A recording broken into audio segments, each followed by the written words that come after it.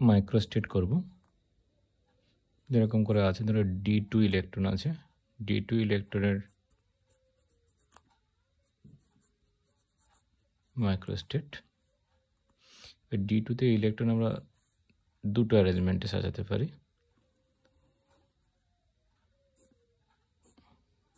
একটা আছে প্লাস হাফের জন্য,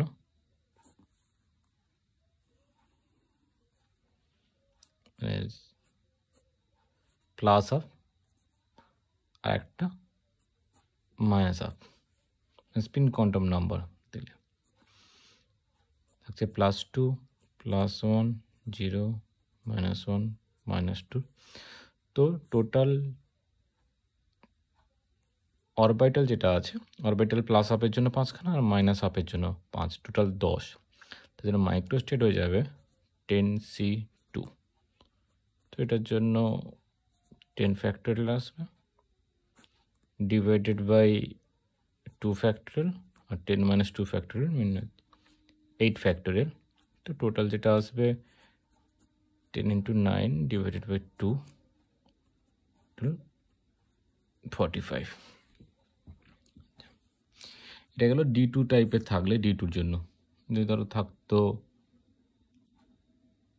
F2 থাকতো, মানে F সিস্টেমের জন্য, তো এর জন্য মাইক্রোস্টেট আসতো তোমার টোটাল প্লাস হাফের জন্য 7 অরবিটাল আর মাইনাস হাফের জন্য 7, টোটাল 14। তো ফর্মুলা আসতো 14C2। 14C2 মানে 14 × 13 ডিভাইডেড বাই 2 করবে, 91। আচ্ছা, এরপরে যদি এরকম যদি কোনো থাকে, 3F আছে, টার্ম আছে 3F। 3F এর মাইক্রোস্টেট, 3F এর মাইক্রোস্টেট হলে ওর জন্য ফর্মুলা থাকবে 2s + 1 × 2l + 1। এবার এইখানে এটা যেহেতু টার্মড সিম্বল, টার্ম সিম্বলের ক্ষেত্রে এটাই হচ্ছে 2s + 1। তাহলে এখানে ডিরেক্ট 2s + 1 এর জায়গায় 3 হবে।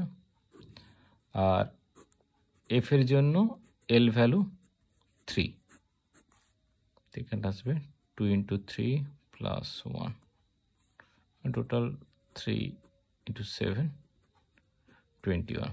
এরকম আরেকটা করলাম, ধরো 4F করছি। 4F এর জন্য মাইক্রোস্টেট চলে আসবে, তাহলে এখানে 4 × 2 × 3 + 1,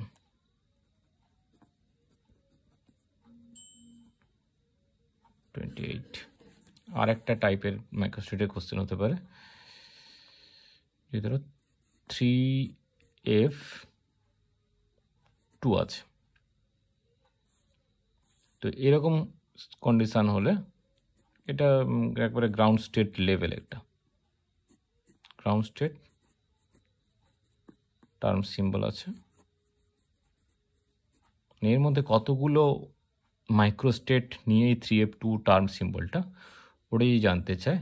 তার জন্য ফর্মুলা হয়ে যাবে 2j + 1। আচ্ছা, এইখানে 2j ভ্যালুটা, এটা হচ্ছে জে ভ্যালু, মানে যেটা আছে তোমার যে ভ্যালু আছে দুটো হবে, একটা L + S আর একটা L - S করে মড নিয়ে নেবে। L + S হয়ে যাবে মোর দেন হাফ ফিল্ড,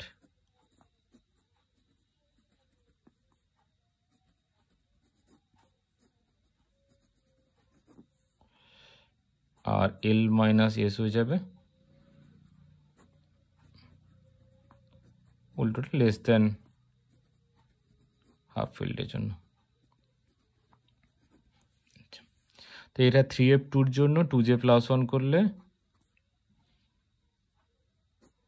যে ভ্যালু 2 × 2 + 1 তো চলে আসবে 5। এর আর একটা লেভেল হতে পারে 3F4।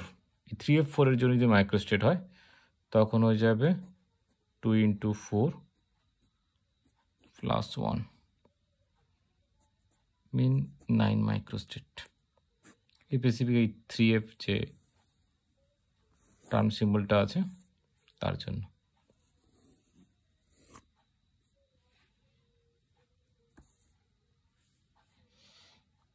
টোটালটা গেল এটা।